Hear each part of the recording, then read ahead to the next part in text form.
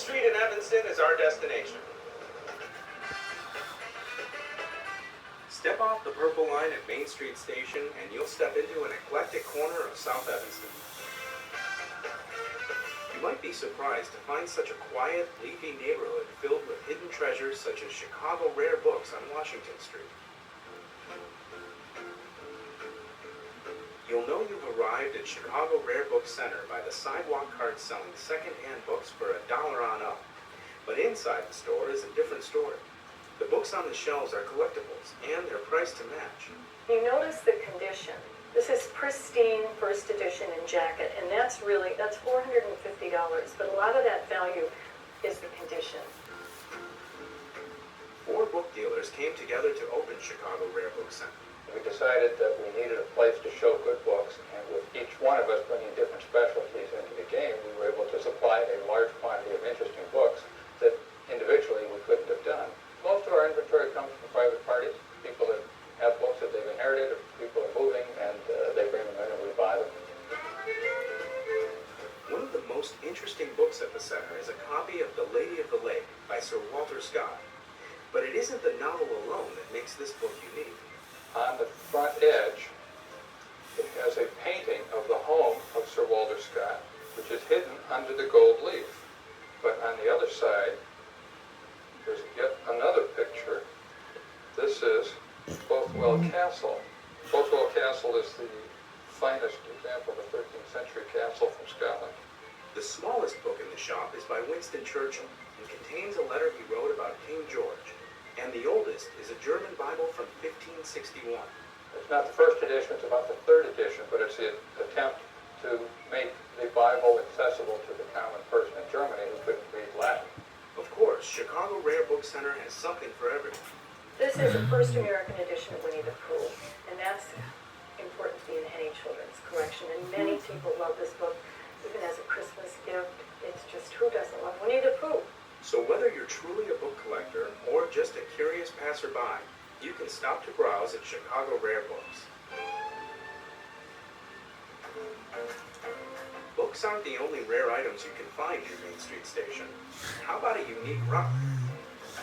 At Dave's Down to Earth Rock Shop and Museum, right on Main Street, you can dig into rocks, crystals, and even meteorites, as well as some other unusual items. I'm thinking of buying one of those butterflies up there, those bugs. Yeah, my mom seems to like the rock too.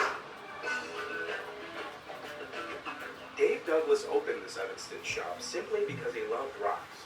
He actually left Northwestern University early so he could spend his time collecting them. I had been collecting fossils since I was a kid, so I had some stuff to start the shop, but mainly what I wanted to do was just make enough money to finance another trip to go find rocks. Inside Dave's shop, you can ooh and ah over your favorite rocks, as well as some Native American artifacts.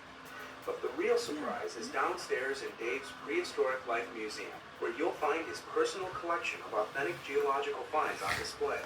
It's a lot of one-of-a-kind fossils that I found and my family found over the years. We have the world's largest dinosaur egg down there, and just a lot of unusual stuff. So stop by Dave's shop. He's likely to have any kind of rock you're looking for. The only thing we don't really carry is diamonds, but about every other kind of rock. Venture across Main Street and you'll find a global market at 10,000 Villages. This store carries handcrafts, bulk art, jewelry, home furnishings, instruments, and many more items from over 30 different countries. 10,000 Villages Evanston store is one of 75 in the U.S. The purpose of the store is to help sustain people in third world countries through fair trade. Part of fair trade is to pay them half up front and half at the time that it's shipped. So they don't have to wait for it to be sold. We're taking all the risk in terms of that. We guarantee a living wage that's enough to cover housing, basic food, education, health care. These toy vicuñas are made by a Peruvian woman, Rosa Periones, who was living under a piece of corrugated tin with her 9 children when she met people from 10,000 Villages. She now employs several dozen of her neighbors. She has exported over 1 million of these to 30 different countries worldwide because of the fair trade movement. And so whenever I tell Rosa's story, it reminds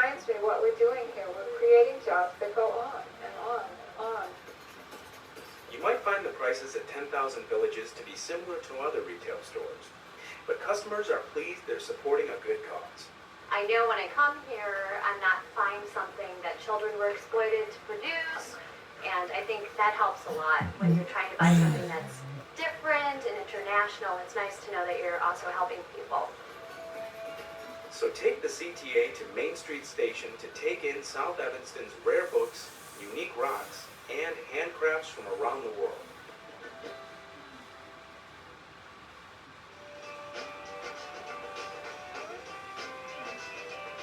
Following the CTA's completion of the